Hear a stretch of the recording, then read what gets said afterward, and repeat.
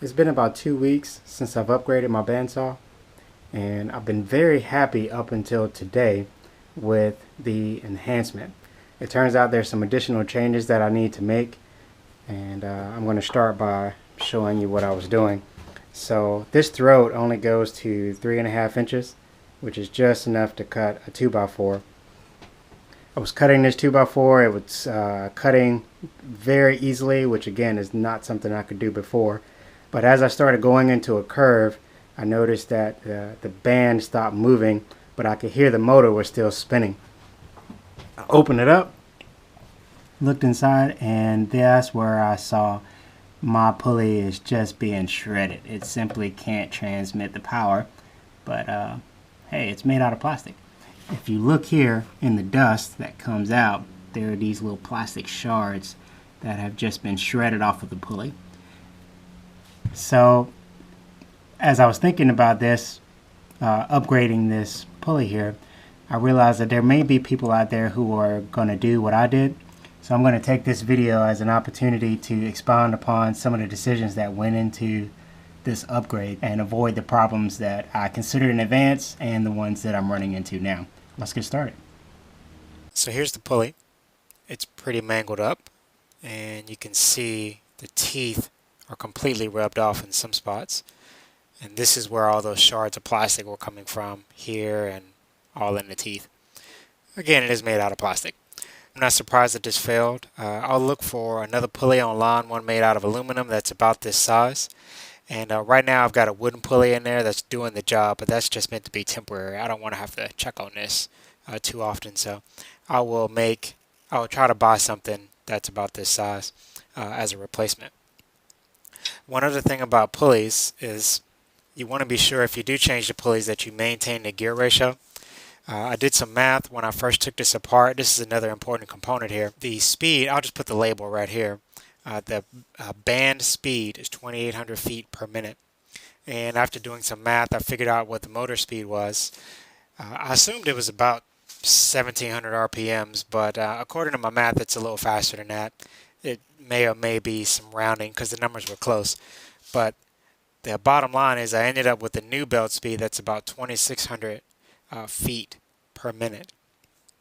And that's not too bad. A little slower is fine. You just don't want to go too much faster.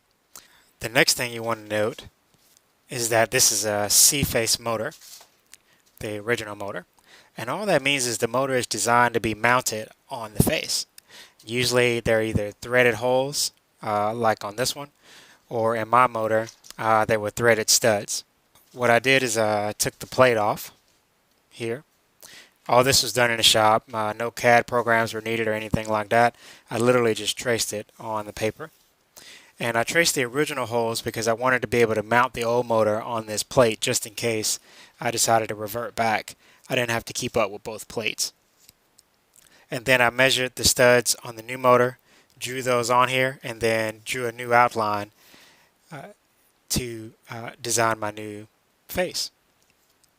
I photocopied this so I could keep my original notes, and then you saw in the other video where I just glued that to a piece of aluminum and went to town. And that's how I made my new face. Very easy to do. Anybody could copy that, right? It was all done in the shop. No special programs needed. A couple other things you need to know.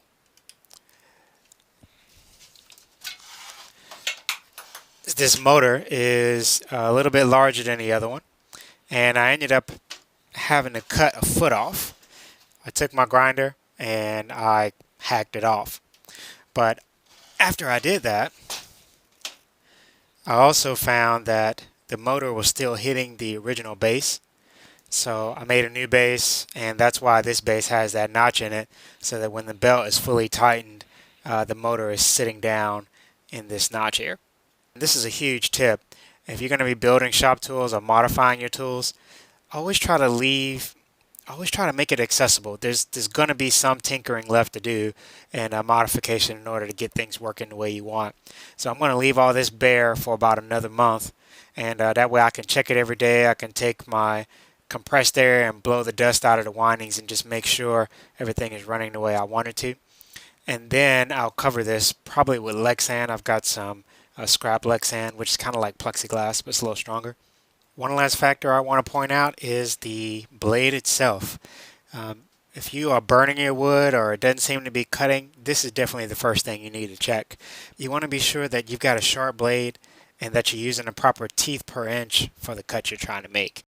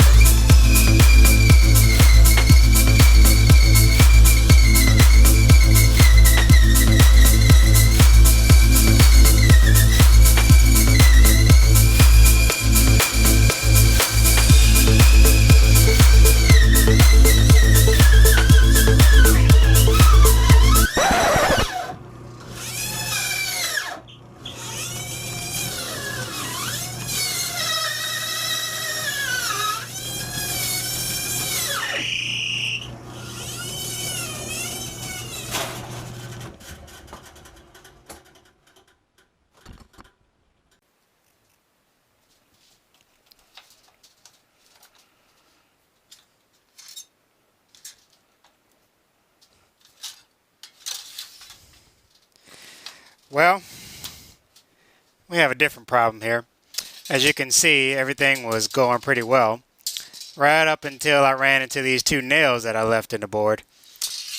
Kind of wish I'd paid a little more attention to that before I, potentially damaged my band here.